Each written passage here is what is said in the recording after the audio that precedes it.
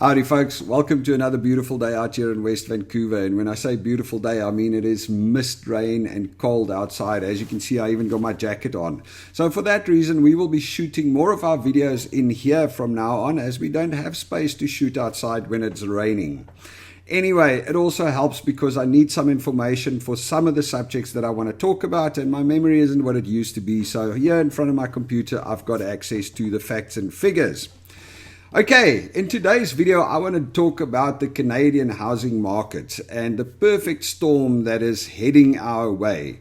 For those of you that don't know, properties in Canada are extremely expensive. Buying a new house in Canada is almost impossible these days for most people.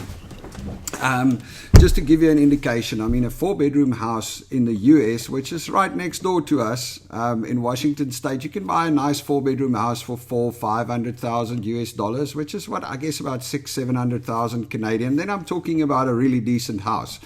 In Canada, in Vancouver side, you cannot buy a 4-bedroom house anywhere in Vancouver, I guess, for under $2 million. It's like absolutely ridiculous. The prices are just significantly higher than what it should be. So properties are very expensive. I mean, there was information, they did a study that came out right now from June this year. They said that the average house price in Vancouver, in the greater Vancouver metropolitan, is $1.2 million. And in order to qualify for that, you need to earn a salary, an annual salary of $235,000. So in other words, an annual salary of $235,000. You must make almost $20,000 a month salary to qualify just for the mortgage on the average house in Vancouver. That does not include the 20% deposit that you need to put down. I mean, 20% deposit on 1.2 million is what? It's like $240,000. So you need to put down a $240,000 deposit, and then on top of that qualify, earn $240,000 a year roughly, just to qualify for a bond. So as you can see, not a lot of people can qualify to buy a house these days. The housing market is just exploding, and the property prices are not coming down like they should. And the main reason for that is all the immigrants. There's over 1 million immigrants that came into Canada over the last year. So the Canadian population is exploding, and we are not building enough houses. So the issue is, and I really don't know where this is going, because you've got, like I said, the perfect storm. On the one hand, you've got these properties that are so expensive. You've got the interest rates that are increasing, on the other hand, that are causing people not to be able to afford the houses that they've already built. And I don't know where the answer is. I don't know where it's going to go. I speak to a lot of people, and some people say, well, there's a crash coming. The property values are going to drop through the roof when the affordability crisis kicks in. Now, just to give you some information on the affordability crisis. So what's been happening is the interest rate's gone up. A lot of people bought houses in Canada at the peak of the property boom in the 2020 pandemic and things like that. Property prices shot up. I think it was something like 20% that year. I speak under correction. So the prices increased dramatically because interest rates were very low. People bought houses with a 1.5%, 2%, 3% mortgage rate. So it was very cheap money, and they bought these houses at the peak of it. Now, how it works in Canada is you can fix your interest rate for a period of 5 years. And after 5 years, the bank will reassess it, and then you start with your new interest rate. So what's happening is a lot of people that bought properties 2019, 2020, 2021, and they bought these very expensive properties and fixed their interest rates at a very low rate. They are coming up for renewal in 2024, 2025, and 2026, with the bulk of it in 2025 and 2026. And the problem is that there is a significant difference between what they are paying at the moment and what they will be paying when their 5-year fixed interest rate ends. And that is a big problem. I think a study the other day found that Canada is the most likely for mass defaults on mortgages of all of the Western G7 countries.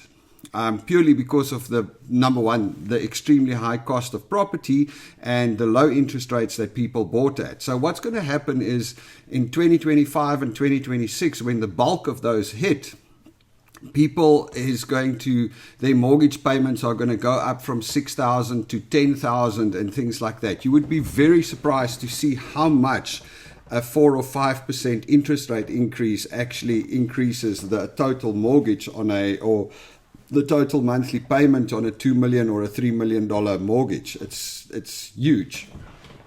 So on the one hand, you're sitting with that's coming down the line. On the other hand, another thing that you can do, and there's a lot of people that's gone that route in Canada, is you can fix your monthly payment. So in other words, you can say, hey, I'm going to pay, for argument's sake, $5,000 a month on my mortgage. And that's this regardless of what the interest rate is. If the interest rate goes down, more of my payment will be put towards my capital. So in other words, I will pay off my mortgage quicker. And if the interest rate goes up, less of my monthly payment will go towards the capital and more of it will go to my interest component, and I will take longer to pay off my bond. So in other words, they will amortize the bond over a longer period. Now, what's happening is that a lot of people are hitting the level where their monthly set payments does not actually cover all the interest on their bonds. So what's happening is their bonds are now extending. So where they took out an initial 20-year bond or a 30-year bond, every month they pay too little to cover the interest. So the interest gets tacked onto their capital, which means higher, more interest next month. And then it just tacks on extra time at the end of their mortgage. So there are now people that's got mortgage amortizations of like 70 years, 60 years that they're paying. I mean, I saw one the other day, it was something like 300 years that the guy's mortgage is going for. Now, I'm not sure about that one, I'll be honest. That sounds a little bit over the top. It was just a thing that went around on social media, a photo of some guy's statement. But there are definitely people that are sitting on amortizations of 60, 70 years. Now they're starting to talk about intergenerational mortgages. So in other words, you're going to buy the house, you take out the mortgage, you carry on paying it, and when you die, your kids need to take over and carry on paying it, which is not ideal. Of course, the other problem with these longer amortizations and with the extra money being tacked onto your capital amount is that you are stuck in that house forever. You cannot sell that property and actually get your money out because you owe more than your property is worth. Now, the property prices have started coming down a little bit in Canada, but unfortunately, like I said, you still have this huge upward pressure of the new influx of people. And then, of course, the other problem is that there's not a lot of properties that are getting sold because what's happening is people that would normally, normal churn of properties, people that would sell their houses and move to a bigger place or, move on or move to a smaller place, a lot of that is kind of stopped because of the higher interest rates. So what's happening is people are just sitting in the property that they have because they currently have a 2% or a 3% interest rate that is fixed until 2026. If they sell that house now, they're going into their new property at a 7% or whatever. They need to qualify. I think at the moment you need to qualify at an 8% interest rate because they build a bit of safety in it. So the reality is that if they sell their house now, they won't be able to purchase another house. They won't qualify for a bigger place. They probably won't even qualify for a smaller place. So there's that big catch-22 that's sitting out there. And then, like I said, obviously you have the shortage, the housing shortage crisis that is causing people a lot of headaches. Now, I mean, the government has tried a number of things over the last few years, from banning foreigners to buying homes, from extra taxes on empty properties, and a whole bunch of things that they've tried to actually make more properties available for, people that live and work in Canada. And none of that has really been successful, to be quite honest. I mean, most of it has just been grandstanding. It hasn't really gone anywhere. So now they're trying a few different things. They're trying to actually increase supply. Now, why has supply been so slow? Well, red tape. there's been a lot of red tape. You know that Canada is very much about the green and everything, so they protect green spaces, and they didn't want to necessarily issue permits to build and take over proper, land and stuff like that, which I get and I understand. And then, of course, there was also just a lot of red tape. So it took a long time to get approvals and permits to actually build properties. I mean, just for an example, the house that we stayed in when we arrived here initially, we were only supposed to stay there for 6 months. We ended up staying 17 months because it took them that long to actually get their permits approved so that they could start the rebuilding process. So that has always been a big issue. Now, just to give you an idea, the Canada Mortgage and Housing Corporation estimate that Canada needs to build about 3.5 million houses by 2030 just to keep up with demand and to actually keep the affordability okay-ish, just to kind of keep to keep the affordability going for the Canadian housing market, or to bring the prices down a little bit. Now, to put that in perspective, that's 582,000 houses a year, roughly, every year for the next 5 years.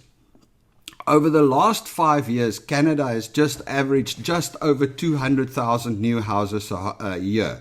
So in other words, we basically need to triple the output over the last 5 years in the next 5 years just to keep up with demand. But the problem is that it's not happening. It's all good and well. The federal government and has come out and given instructions to the cities and everybody that they have to fix this red tape issue. They need to make sure that permits get issued, that people can build. They must prioritize rezoning so that new properties can go up. And they are trying. But the reality is that doesn't help much, because somebody needs to build these properties, and that somebody is the private sector. And what's happening is that the private sector are taking a step back because they are worried about the affordability of the people to actually afford these properties if they build them. So the private sector is standing there going, all right, I can go build 100 units here, but at the cost what it costs me to build it, will people be able to afford it by the time they're done? So the private sector is taking a step back. I saw a stat the other day that said that the total value of approved permits for new housing properties have actually it's dropped dramatically from last year to this year. It's the lowest that it's been in 5 years. So over the last 5 years, where we built only 200,000 new homes a year, over that last 5 years, there was more permits approved every year than in this last year. Not because of the approvals, because there was not so many applications, because the private sector, the building and the property developers are worried. They don't want to take a chance. They risk. They don't know where interest rates are going. So you're sitting with that problem on the one hand. And then on the other hand, you're sitting with the extreme government taxes and income, revenue that they're trying to raise off of everybody. So I was reading this thing about new property developments and how it's going to fold out. You've got the Canadian government that's pushing, and they now set up this fund where they are helping certain cities, or cities can apply for assistance to help rezone and to help develop new areas for new houses and new housing properties. And what's happening is in Vancouver, for instance, there are 2 places that's been approved, Burnaby and Surrey. And they were just about to announce this. They've already been told that they've been approved to receive federal government funding.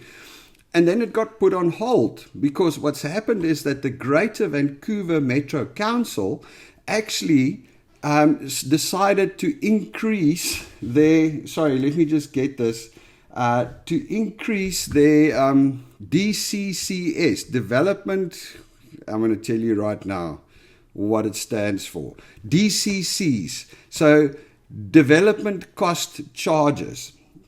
So what's happening is that the Greater Vancouver Metro and Toronto is actually in trouble financially. They are struggling. Vancouver has to revamp and rebuild all four of their water processing plants or something like that, and they need money for that. Now, what's happened is they have decided that they cannot put the load on the taxpayer, because what they would normally do is they would just increase property taxes. Now, they've increased property taxes to the hilt where people cannot afford it anymore, and there's no other taxes that they can increase. So they decided to increase the DCCs, the development development cost charges. Now, what is a development cost charge?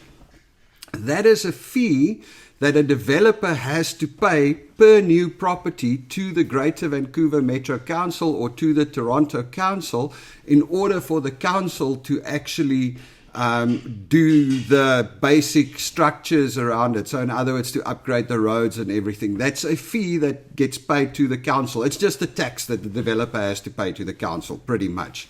Now, just to give you an indication of those DCCs, in Toronto, the average DCC, or the average cost, the average government charges for each new single detached home in Toronto is $186,000, which is roughly 21% of the total cost of building the house.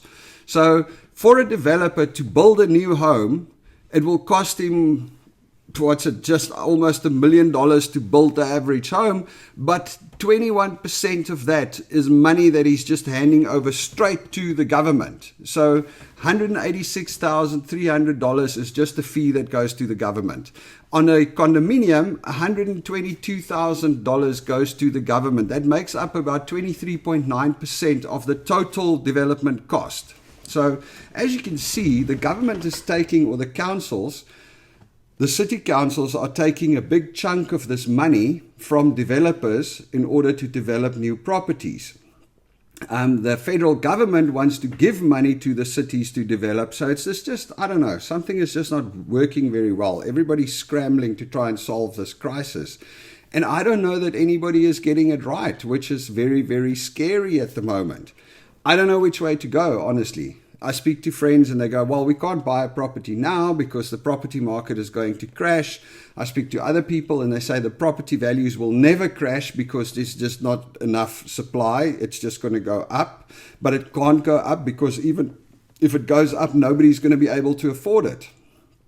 I mean, it's just weird. Like I said in the beginning, Vancouver, Canada is basically the highest risk of mass defaults on their mortgages purely because of the amount of money that's owed and what's coming down the line.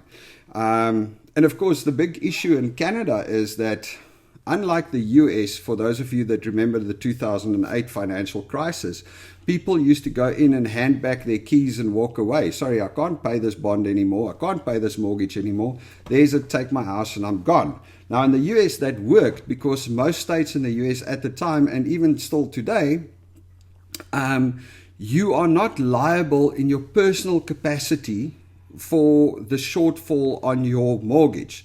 So if you buy a house for $1 million and you give the house back and the bank sells it only for $900,000, that other $100,000 is the bank's problem. They were the ones that gave you the mortgage. They take the hit. In Canada, like in South Africa, it works a little bit different. If I buy a property for $1 million, I give the house back to the bank and I still owe them $1 million. They put it on the market and they sell it for $800,000. Then I still owe them that other $100,000, and they can come after my other assets. So if I have shares or investments or other assets, they can come after that for it. Not that I know how that will work, but still. That is the reality of the situation in Canada. So I don't know where it's going to go.